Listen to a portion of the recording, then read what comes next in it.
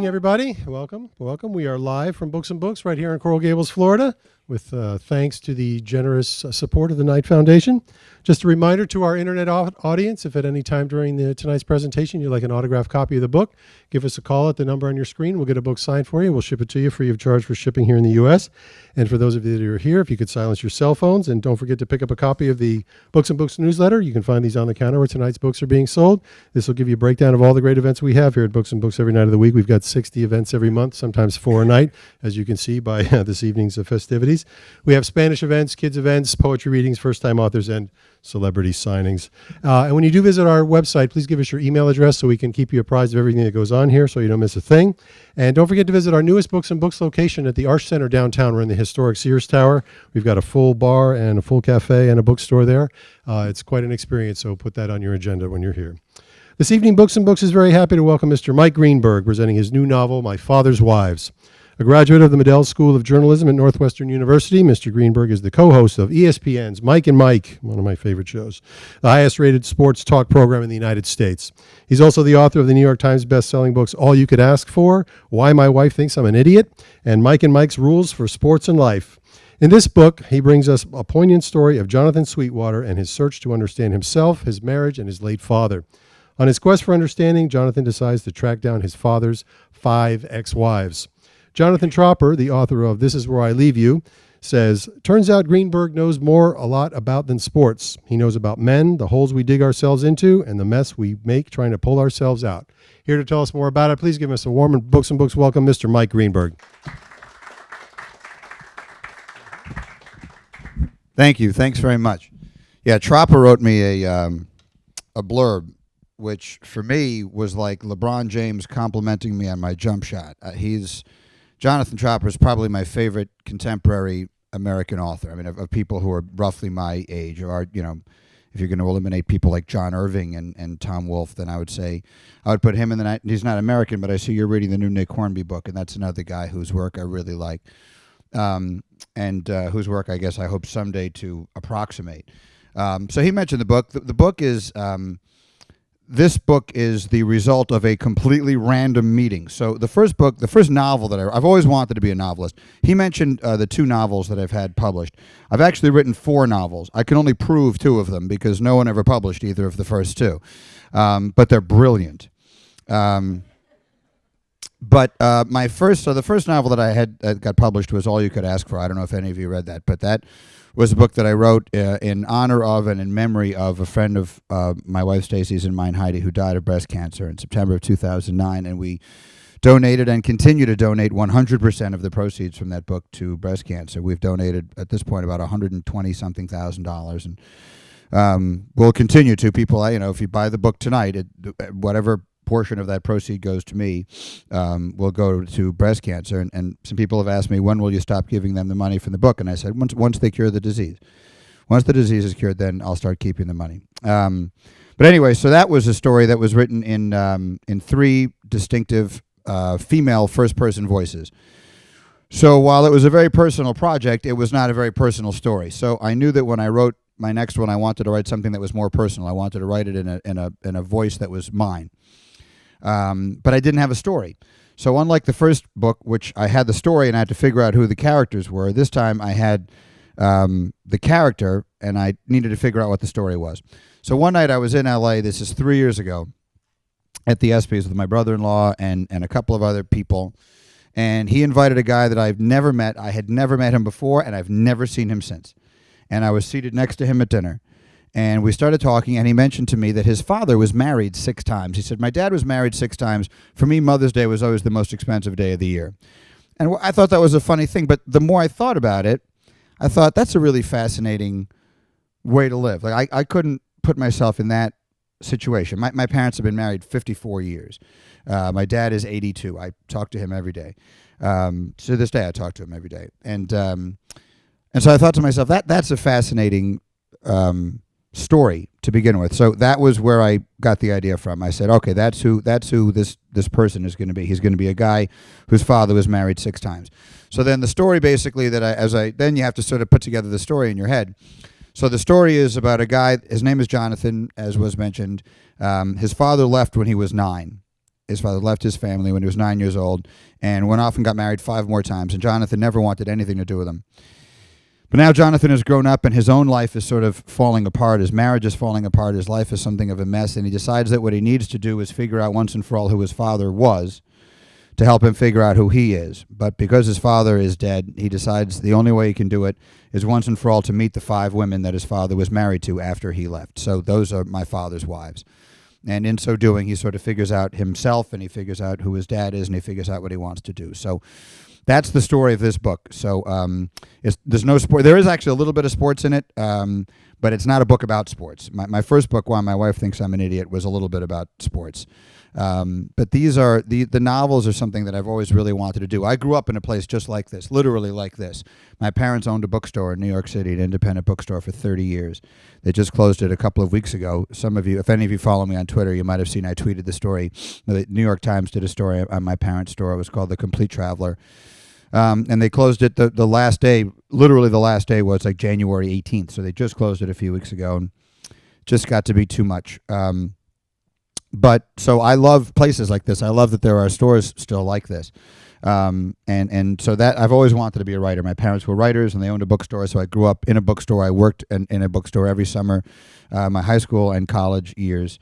So this has always been a dream for me. So my first book that got published, which was called Why My Wife Thinks I'm an Idiot, there's a picture of me. I don't know if there's a copy of it here, if anyone has it, but the front of it is just a picture of me. Do you have it?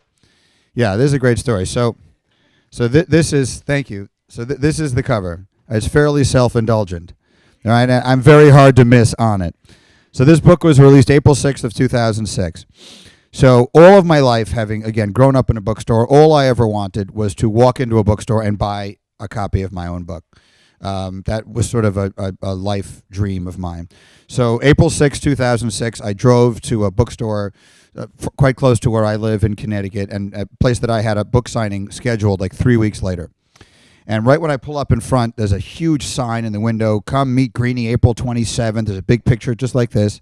I go inside, and there's a display with all of my books sitting there. It was like a dream of my life. I could barely even stand to disturb the display. It looked so good. And I picked up a copy of the book, and I walked up to the cash register, and I handed this book. It looks just like, it was a hardcover, but it looked exactly like this. I handed this to the woman behind the register, and I handed her my credit card with my name on it. And she looked at the book, and she looked at me, and she said, "You know, he's going to be here in a couple of weeks if you want to come meet him." So I learned, thank you, sir. I learned from that experience that writing books is not exactly like hosting a radio show, or which is now a TV show. You don't get the same sort of instant gratification. It's a totally different experience. But for me, it's a more rewarding one. I get more pleasure, more fulfillment and satisfaction out of going back and reading something that I wrote and thinking that it's good than I do about anything that I've ever done on radio or TV. Some of you may be wondering where Golik is. I'm sorry he couldn't be. He was eating. That's usually a pretty safe bet. Mike and I are like an old married couple. We've been together over 15 years now. And we're very much like an old married couple in that, you know, we bicker often and we're seldom intimate. So we're just like an old married couple in that way. And you know, he played for the Dolphins for 1 year. I don't know if any of you remember that, somewhat unmemorably.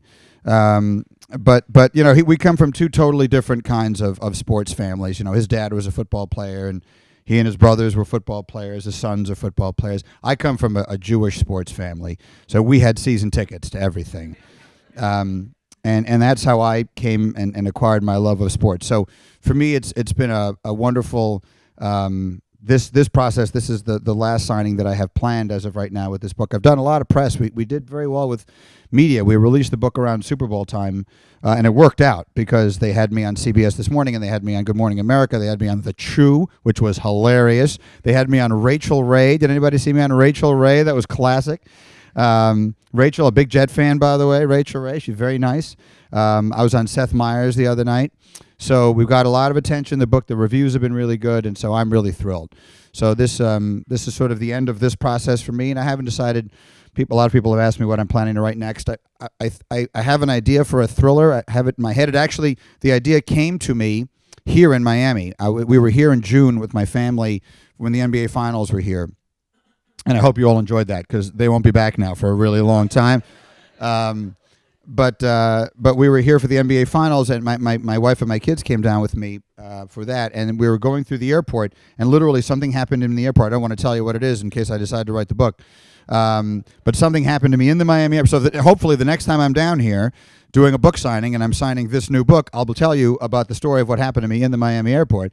But that was where I got the idea for what might be my next book. But right now I'm just going to, after I'm done with this, I'm going to Doral from here.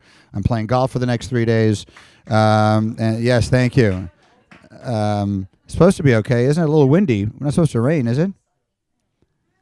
Not supposed to rain, is it? Yeah, I'm saying. So, yeah, I'm playing golf no matter what. So that's my plan for the next few days. Then I'll go home and, sort of rest up and reacquaint myself with my family and then figure out what I'm going to do next. So before we do some books, I'd love to take any questions that any of you have about the writing or about the sports or anything. The gentleman in the jet hat can always go first. Yes. I was wondering if you played Bethpage Black. I have not played Bethpage Black. I made a comment. I sleep in the parking lot. Are you from the island? No, I lived in D.C. for a long time, and I had to drive up to play. Okay, so Bethpage Black, for those who don't know, is a golf course on Long Island. They've played the U.S. Open there. It is one of the I think it's like in the Golf Digest rankings. I think it's like 7 or 8 public golf course in the United States. And I have not played there, and I've heard it's fabulous. I was thrilled when the latest Golf Digest rankings came out. I have played each of the top 4 public golf courses in the United States. Pebble Beach, I forget what the Pacific Dunes was one of them. I forget, but the point is I played 4 of them. But here's my feeling on golf, and I genuinely believe this. I traveled through Scotland and played what would be considered the most exclusive clubs there, including Muirfield. And if you tell people at Muirfield they are the Augusta of Scotland, they will throw you off the property. Augusta is the Muirfield of the United States. Muirfield was there 300 years before there was a United States. Or 100 years anyway. But the point of it is that it is such a non-elitist sport there. And one of the reasons is they set aside tee times in the afternoons for visitors. So if you're a guest, you can go and play. Now, it's extremely expensive, but as a consequence of their doing that, to be a member there is insanely inexpensive. To be a member at Muirfield, which is the most exclusive golf club in all of Scotland, joining is £2,000, and then your annual dues are £1,000. You couldn't get in. And the average club in the United States of that level is $200,000-$300,000 to walk in the door. So it's such a non-elitist sport there. I so prefer it. But so anyway, to go back to what you were saying, Bethpage Black I think is one of the truly, because that's sort of an affordable place to play, right? Couple of months before the O2 Open, and it cost me $35. $35. So I went to Pebble. About 100. I went to Pebble. It's a $500 round. Now I'm lucky. I can afford to pay that, but most people can't. So the most beautiful golf courses in the world are not being experienced by most people, and I think that's one of the reasons the sport is in real trouble, because it has priced out and otherwise elited out a lot of people. Oh, I remember why this came up, because we were talking about Charlie Sifford, who died the other day, 92 years old, the Jackie Robinson of golf. And that's a sport that has had its share of problems along those lines with any number of things, integration from a racial standpoint and a gender standpoint and all sorts of other things. But the game is a beautiful game. I love the game more than I love practically anything. So I hope that it continues to flourish or begins to flourish in this country. And I'm looking forward to playing the next few days. But so that's a very long answer to the question. No, I've never played Bethpage Black, but I would like to. Yeah, I'm not a big sleep in the parking lot kind of guy, just as a general rule.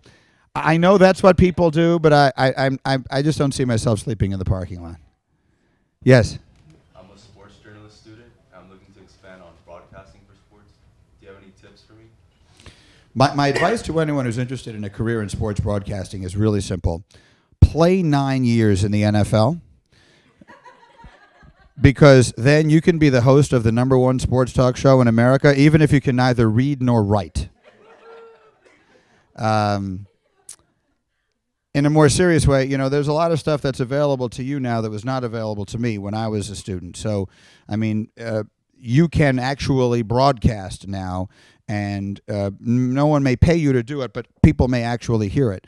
So you can do a blog, do a podcast, tweet it, put it on Facebook. You can actually do the work and get it out there. What I used to do when I started was when I was living in Chicago, I would get the Chicago Tribune sports section. There's a bar here, isn't there?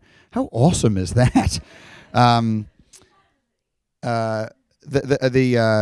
would get the Chicago Tribune sports section, and I would sit down with a tape recorder, like those old tape recorders you would buy at Radio Shack, and I would read the sports page into it as though it was a sportscast, and I would listen to it back, and that was how I would practice. And I was the only person in the world who'd ever hear it. Now there's so much opportunity for you to put your stuff out there, and the only way, this is the kind of job that you only can get good at by doing it. Like if you're a doctor, you can learn a lot of things in a classroom. If you're a lawyer, you have to learn a lot of things in a classroom. If you're a broadcaster, there are certain things that you learn in school. I'm not in any way diminishing the significance of an education, particularly in journalism. But at the end of the day, the only way to get good on the air is to be on the air. And the good news is you can be on the air now without actually being on the air, if that makes sense. So that would be my first and foremost piece of advice. Yes, sir. So many talk shows, sports talks, it's the attitude of I'm right, you're wrong.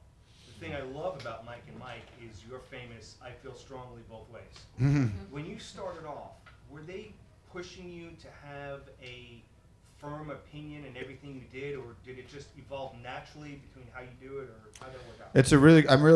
It's a great question. We are the success, to whatever degree Mike and Mike is a success, we are a testament to the value of low expectations. So when we started, we were the only ones who knew we had a show, okay? We weren't on anywhere. I think we were on, when I started, we were in, Mike started the show without me. He started the show with a guy named Tony Bruno. They were in one market. I think by the time I came, we were in 4 markets. We had no audience. We were not on in Hartford or New York. So the executives at ESPN didn't listen to us because they didn't have the ability to listen to us if they wanted to. We were broadcasting out of a little closet. True story. So in our first studio, a legendary character was Gabby the cleaning lady, because she was a cleaning lady who did not speak English, did not understand the red light meant we were on the air. So every single day, she would come in and vacuum while we were on. And he didn't have any guests, so we finally decided this was better than nothing. So that became part of the show. So we did our own thing for a good year and a half before anyone paid any attention to us. And by the time anyone figured out we were on, we had sort of figured out an act, and I use that word advisedly because it isn't an act. You can't do an act 4 hours a day every week for now 15 years. But we had figured out how we wanted to do it. And I had decided from the very beginning I wasn't going to try and pretend to be anything that I was not. I can't sit here and tell you I have the world's strongest opinion on anything. The smartest thing I've heard anyone say to me on this subject, there's a talk show host named Max Kellerman. I don't know how many of you guys know him, but Max and I grew up in the same neighborhood. And Max once said, I love arguing because either I prove how smart I am or I learn something. And you have to be open to the idea that you might learn something. You're not right all the time. I was just joking with someone before. Golik was yelling at me this morning, and Golik comes from that long line of people who believe that the louder you talk, the righter you are.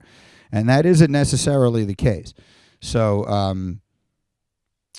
don't know that I've fully answered the question, but I think no one ever sort of told us what to do because no one cared.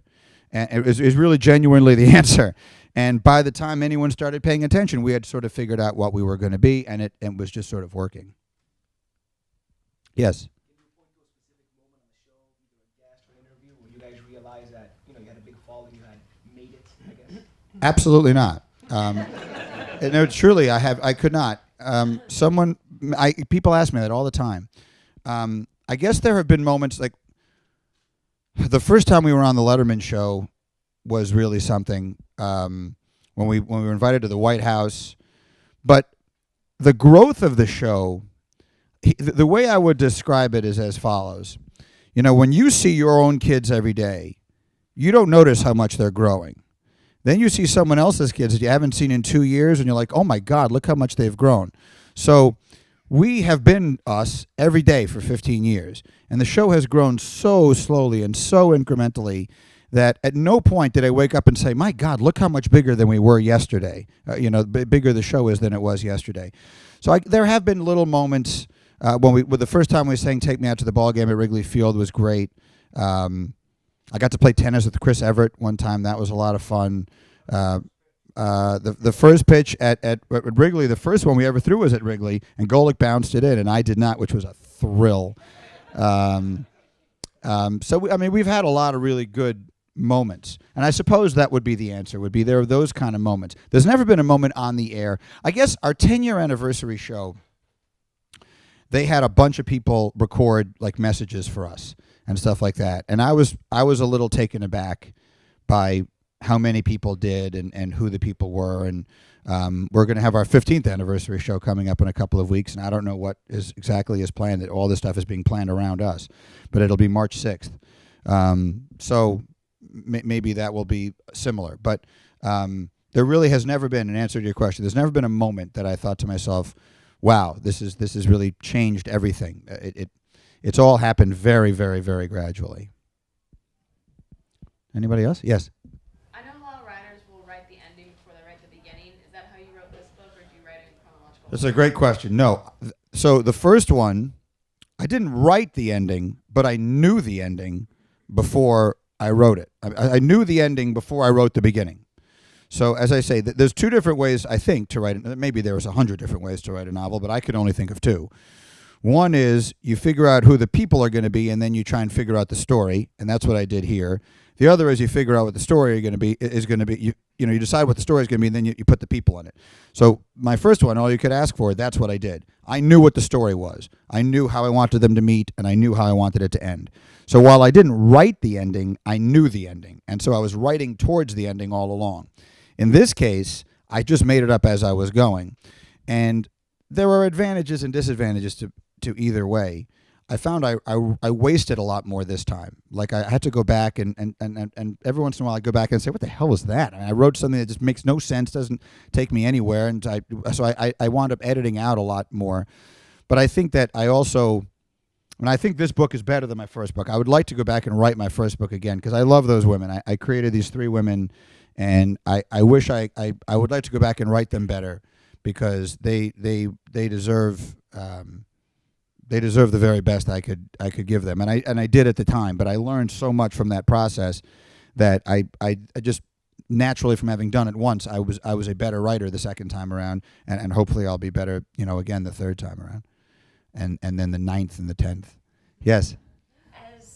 As your kids get older, do you plan maybe to write something in their age group? I mean, this is mostly you've gone to women and you've gone to that age group, our age group, and do you ever plan to write for like kids' age group? To write for young adults?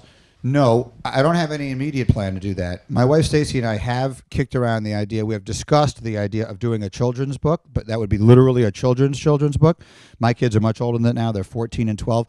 My first book, the book we referenced earlier, Why My Wife Thinks I'm an Idiot, that he had, that book takes place when my kids were really little. The original conception of that book, it was good. My idea was I was going to write a book that was going to be a journal that a guy keeps starting on the day that his wife tells him she's going to have a baby and then ending on the day that the baby is born. And it was going to be called The Hysterical Raving of an Expectant Father, which I still think was a great title. And my agent, we sold that to Random House, and they liked the idea, but they said, Mike, take it beyond this. And by the time we sold it, both of my kids were already born.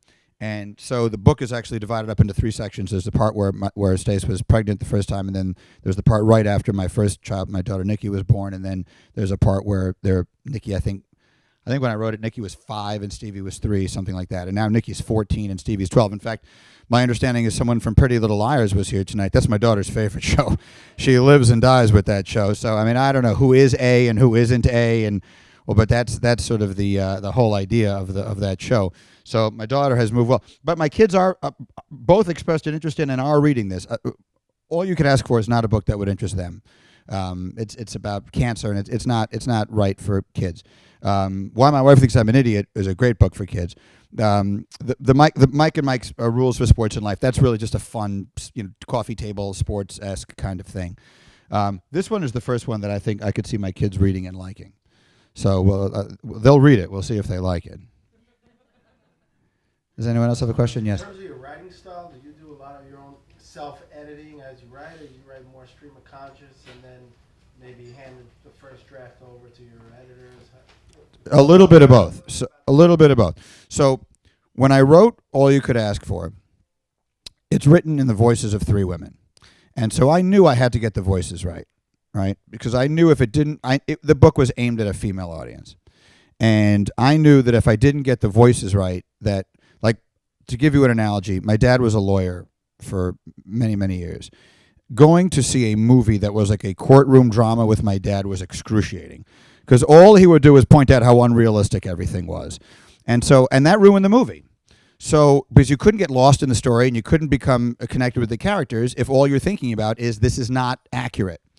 So I knew that no women would be able to read the book and would be able to lose themselves in the story and be able to care about the characters if all they were thinking was, this is not accurate. No woman would ever say this. This is not. So I was very conscious of that. So I put together a 3-woman focus group. One is my wife, Stacy. One is my agent's wife. Her name is Elaine. And one is my yoga instructor, Sarah McGrath. So one's in her 60s and one's in her 40s and one's in her 20s. So I sort of had a nice little age range. And so I would write and I would give it to them and they would give me notes and I would keep going.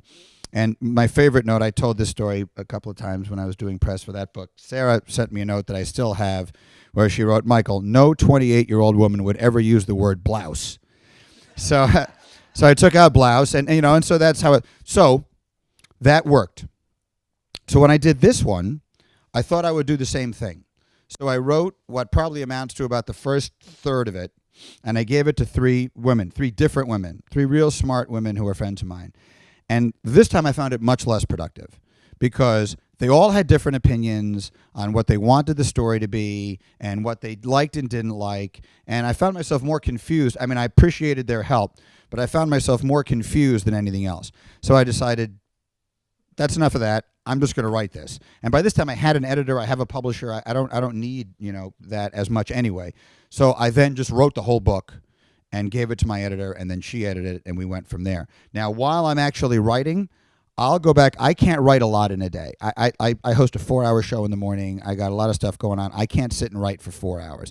I usually have a good 30 or 45 minutes. In fact, I read an interview with Nick Hornby once, who said that he writes in little bits. He goes to a little office and he chain smokes cigarettes. He's English. Chain smokes and he sits and writes like a 20-minute burst, and then that's it for the day. And I would say I do something similar to that without the smoking. Don't smoke; it's very bad for you. But I'll write in like a quick burst, and then I'll edit. So I'll then go back over what I wrote, and I'll edit it just for like grammar and punctuation, and I don't like this word here, and I can change. And that's pretty much all I'm capable of doing in a day. So I'm doing that kind of editing. But generally speaking, in this case, I wrote pretty much the whole book and gave it to my editor. Does anyone else have a question? Can I ask one?